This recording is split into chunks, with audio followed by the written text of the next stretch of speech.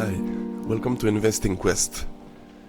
I called it Quest because it really is a quest. And I thought it was going to be very easy for me because I thought I had it in me to analyze this. And I thought I was going to be a millionaire by now. But I'm not a millionaire, unfortunately. I'm 36. I started maybe 5 years ago to invest. In this program, if you want to call it, I want to show you what I learned. And maybe it can help you in your own quest. So today I will show you a little research I did about investing, because I found out, and I paid for this mistake, that buying individual stocks can be proven challenging, especially because we don't know all of the laws that are about to get passed. We are not Congress members. If you are, then I guess you're lucky. And like everybody else, probably you too, you lost money trying to get wealthy. And I chose this picture here. It's because there's a Challenger 650 in the back. And for me, since I was young, this is kind of the dream, you know, you dream to have these two things and to have stuff and to be successful. So today I will show you this. Here is my study that I did about investing, because I told myself, if I invested $10,000 in an index fund, I would have a better success, because it fluctuates less than if you buy a single stock. Like any stock, you can take any stock, even the good ones. If you pay a high price even for a good stock, then you're gonna lose maybe 20%. If it goes down and you're gonna sell, maybe, I don't know, it depends on everybody, but it's hard, you know. So this study is done all in USD. And for all this study, it always starts with $10,000 USD. Okay, so that's the base of this study. Always 10,000 in different vehicles that you see here.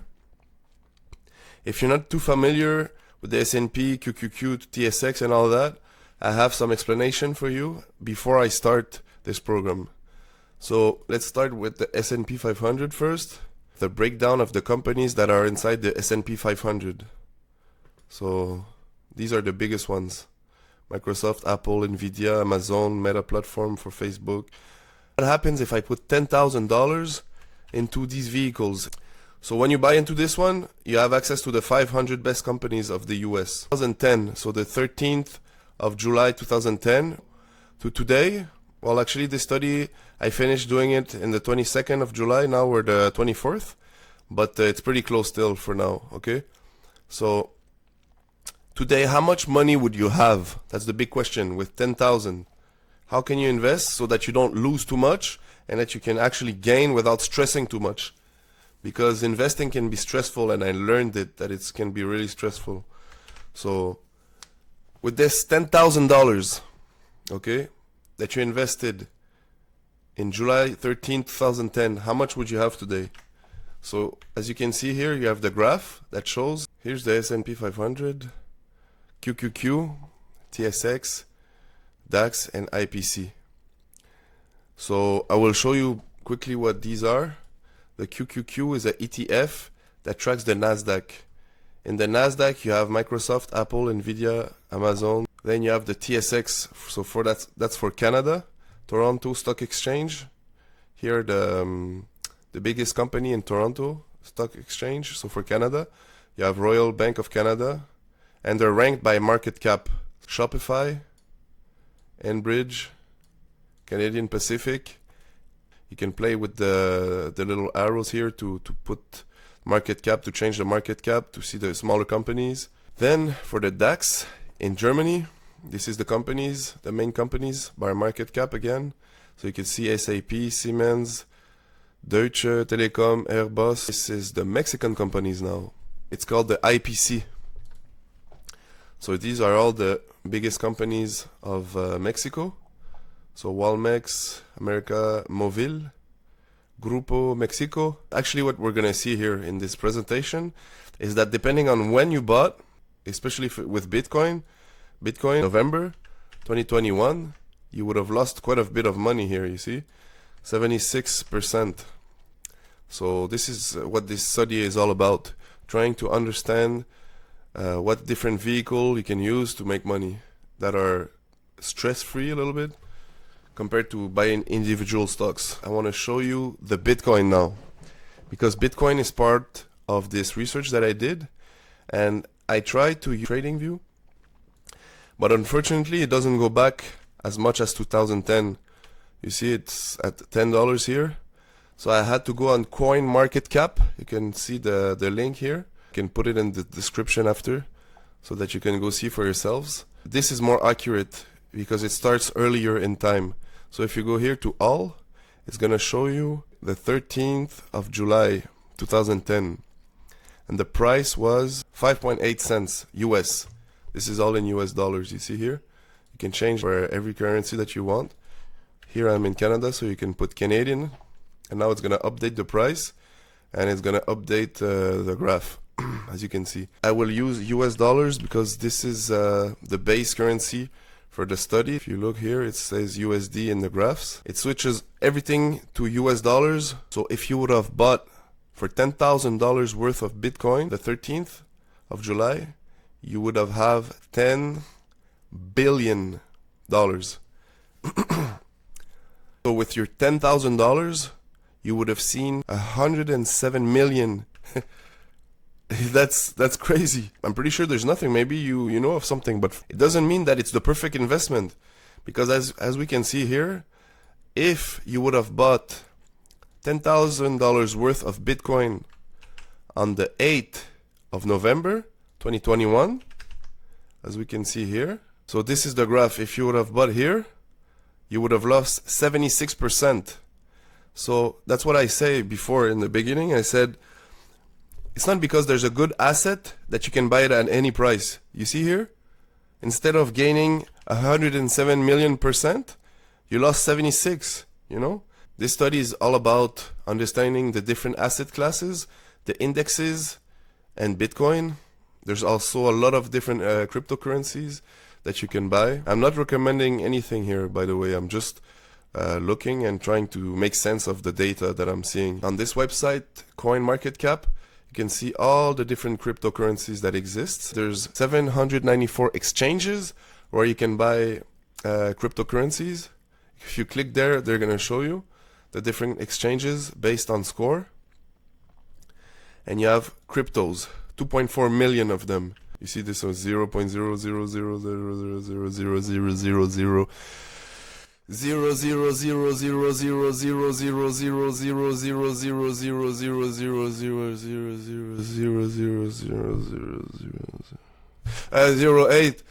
0.000000000000000000000000000000000000000000000000000000000000000000000000000000000000000000000000000000000000000000000000000000000000000000000000000000000000000000000000000000000000000000000000000000000000000000000000000000000000000000000000000000000000000000000000000000000000000000000000000000000000000000000000000000000000000000000000000000000000000000000000000000000000000000000000000000000000000000000000000000000000000000000000000000000000000000000000000000000000000000000000000000000000000000000000000000000000000000000000000000000000000000000000000000000000000000000000000000000000000000000000000000000000000000000000000000000000000000000000000000000000000000000000000000000000000 US.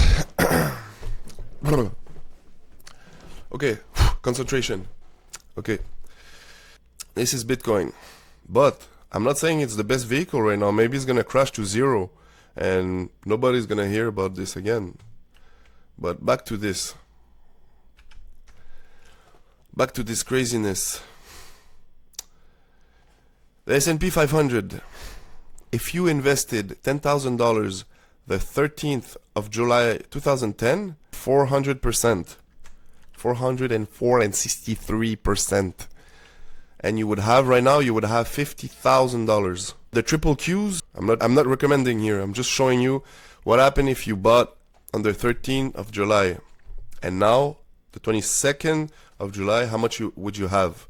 So with the S&P 500, you would have 50K, 50,000.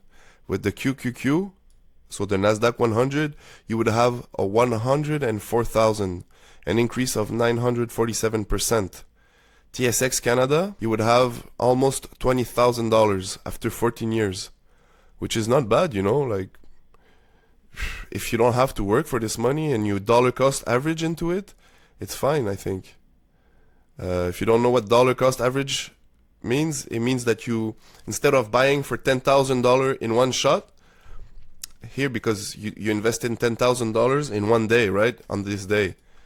But if you have access to low cost ETF that don't charge a fee, you can actually take this 10,000 and chop it in 10 and buy 10 times. So that here you can, let's say you take the triple Qs, okay?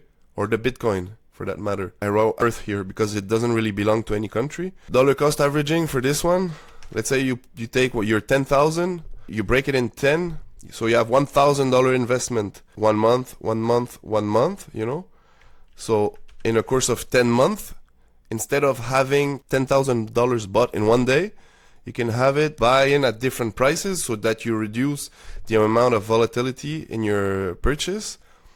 And you can still benefit from the increase, in a bull market like we've seen here. And if it goes down, then you get a discount every time. And then it's less painful, because maybe now we're going to head towards a bear market. I don't know, actually. I have no clue. But if you buy into a bear market by dollar cost averaging, every time you buy in, it's less expensive. So then when it goes back up again, if it does, and that there's still an economy, maybe I'm clueless and this study is worth nothing, but if it helps you, please share this. So for the DAX here, the DAX, as you can see, it's the red graph, have 154% increase if you bought in here, like I said, on the 13th of July 2010. You see how the price fluctuates? So this is what would have happened with the DAX for Germany. Now Mexico, you would have 16% here, 16% increase. Your $10,000 would be now 11,000. Bitcoin, 10 billion. That's 10,000 millions. Oh man. At the worst point of the COVID flash crash. I wrote flash because if you know of the 1930 crash and the 2000, this one, the COVID crash was not really like a huge crash, but it was certainly unpleasant. The reason why now there's pink graph is because, like I said before, the Bitcoin, I didn't put it because it was not accurate on TradingView. So I used this one for this study. But since it got accurate after 2012, I was able to use this graph for the 2020 crash of COVID, and it was accurate. So that's why now you see the Bitcoin here. You take 10,000 on the 23rd of March 2020, okay? Now, how much would you have today, which is the 22nd of July, 2 days ago? Because now on the recording, time of recording, 24th of July. So S&P 500, you would have 24,000, 148%. Triple Qs, 28,000, 182%. TSX Toronto, 20,000. DAX Germany, you would have 21,000. With the IPC, the best companies of Mexico right now, you would have 22,000. Bitcoin, you would have 104,000. This is the graph for the Bitcoin compared to all the other ones, okay? You have the Triple Q, SPX, Mexico, you have the DAX, TSX, but it's not a recommendation to buy. I know when you look at this, you're like, wow, that's the best asset class ever. But like Warren Buffett, he doesn't like this asset. So for me, if he doesn't like it, I'm trying to understand why he doesn't like it. If you look at podcasts or if you look at anything related to Warren Buffett and Bitcoin, cryptocurrencies, he says it's worthless. For him, it's worthless because it doesn't pay a dividend, and he says it's only worth something because someone is willing to pay for it. You cannot really buy stuff with Bitcoin. It's not very practical. It's not useful for him. Me, for real, I don't know. I'm not sure. I'm just seeing this graph and I'm like, man, I wish I bought at least $10,000 worth or even $1 worth. With $1, I would have 20 Bitcoins or something. So, I don't know. Honestly, I don't know. I'm hoping that maybe you watching this video will be enlightened by this study, that you will find it interesting. So now, yes, I wanted to talk about this one now. However, if I invest in $10,000 on the 8th of November 2021 at the all-time high of Bitcoin, okay, how much would I have today, which is the 22nd of July 2024? Well, it didn't change much. Actually, 0%. If you see here, actually 0%. You went through a lot of down. You sweated a lot here. But then it went to zero. So the people who lost a lot of money and sold here, I feel bad for them because maybe they thought it's going to go down forever, nobody's going to use it. And like people listen to YouTube, they listen to... It's hard to find the information because people have agendas. That's what I learned. I lost a lot of money with watching videos, on reading articles, I mean. I lost a lot of money because I trusted these people. I trusted these people who seemed like experts. But actually, I think that maybe they had an agenda. Because look, people, I'm sure here, that's November. Yeah, that's the end of the year. The end of 2022. I'm sure there was a lot of people saying, oh, it's the end of crypto. You should sell your crypto because... But these people, maybe they were saying this because they want to buy a cheap Bitcoin. So us, the retail investors, were like, oh no, I'm going to lose all my money. So you sell here, and then these guys, they have millions. Institutional investors, they have millions, billions. They buy here, and then they write it up all to here. This study is to show from the 8th November 2021. These are the numbers. I'm not gonna read it to you, but you can check. It's pretty much break even, so pretty much. And now let's talk about this one, because this one really shows a bear market. So that's why I say if you're able to dollar cost average your $10,000, multiple. I'm not talking just about Bitcoin. I'm talking about S&P, QQQ, TSX, whatever one you like. You break it down into 10. This way, you will have like an average that's more evened out throughout the bear market. And this way, you have a strategy for when it goes up and when it goes down. So that's why I found this study pretty useful, because for any investor now, you can find a way to invest your money in a way that you're not going to stress too much. You maybe going to automate your investments so that you don't have to really like look and research like a madman with the graphs, with the and scream, and I think investment, if you find a way to make it less stressful and you just like put maybe whatever you can and you put it monthly, you can have less stress, because you want your money to grow, not your anxiety to grow. So let's see at this sad graph here. You put your money there, you lost some. That's it. You lost. And especially with Bitcoin, you see? You lost a lot of money. You lost 3/4 of it. Here I'm in Canada. I will show you what I use. I use BMO Investor Line. You see? A BMO Investor Line, because I'm in Canada. And they're FDIC insured up to $250,000. So that's why I use BMO, because it's a big bank. There's less chance of default. Well, I hope. And when you need your money, you can get it out actually. With BMO, you pay $9.95 for every transaction you make. Okay?